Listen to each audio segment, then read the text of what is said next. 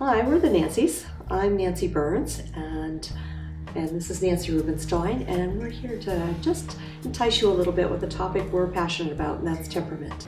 Gonna take a temperamental journey. It's gonna set my heart at ease.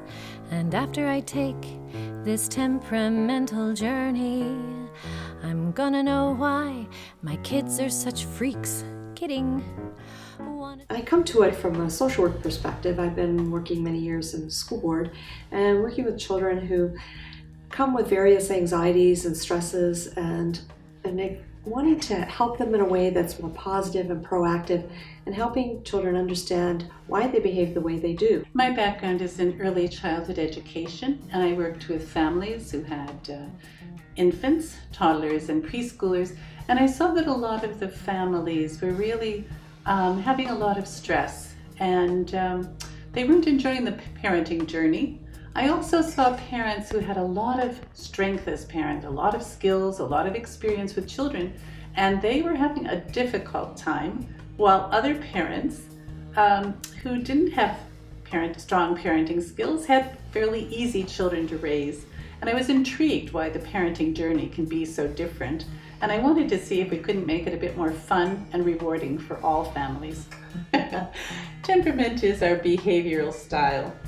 Some people think that babies are born like a blank slate, but any parent who has more than one child knows that's simply not true. Babies come into the world with a certain preference for the way they're going to react. We can see it in action, and it's really consistent over a lifetime. It's quite intriguing that temperament can be seen in babies as young as 4 months. I look back at my own 3 adult children, and I think, of course they've grown up, I'm happy to say, but their basic temperament hasn't changed, and mine hasn't either. It's interesting, some parents, when they hear about the concept of temperament, they say, oh, so my child was born this way, that's it. It's kind of, temperament is destiny, so we don't have any role to play, and of course, you know and I know, that isn't the case. We can't change our children's temperament, but we can help them find strategies to be positive and successful, no matter what the expectations. I think when a child has a temperament, say a child who's really active, it's very hard for that child to be successful in school. And if we do a parental harangue, why can't you sit still? I could sit still when I was your age. Your brother sits still, your sister sits still. I don't think that's effective at all. But if we say to our children, I know it's really, really hard for you to sit still, and I'd love to help you find ways that you can be successful in school. Let's sit down together and work out some ideas. And that's part of that reframing we try to do, because it's not that child's trying to make our life difficult by being, what we call that hyper child or whatever. They're just spirited, and we have to help them deal with that spiritedness in a way that will help them be successful. And children themselves are so amazing as problem solvers. They're just natural learners.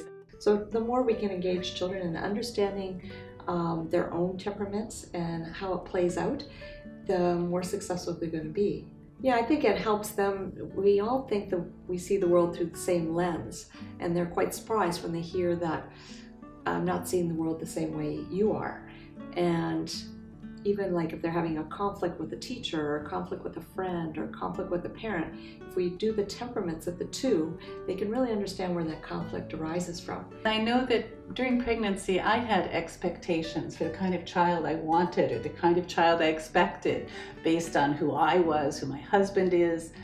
I had to watch them and figure out what worked, what soothed one baby didn't soothe the other, and what excited one baby terrified another. And so watching, stepping back, watching, listening, and following the child's cues, that was a really important piece for me as a parent in understanding the temperament of my babies. We realize a lot of parents don't have that natural inclination to figure out what do I do with that information. And that's where Nancy and I wrote this workbook called Take Your Temperament, to give parents a chance to record and observe each of their children and see where their temperaments play into their daily life. It's really a workbook to help you understand your child, and also your child to help you fill that in. giving you more information about them in a very non-judgmental, fun way. I think by focusing on temperament rather than on the child or the parent, it puts it at arm's length and it's a neutral territory.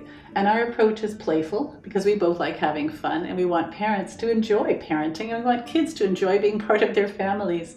So this interactive process of children and parents figuring out one another's temperaments seems to lend itself to that kind of more harmonious relationship rather than power struggles. So we're hoping by having that opportunity to either, work with us through workshops or reading our workbook, that you will come to a better understanding of who your child is, who you are, and how you will dance through life together. There's a painting in the National Gallery called The Tangled Garden by MacDonald, one of the group of 7 artists. And the flowers are quite distinct. They're tall, dramatic sunflowers. They're quiet, little violets. And we say to parents, the flower you were given may not be the flower you expect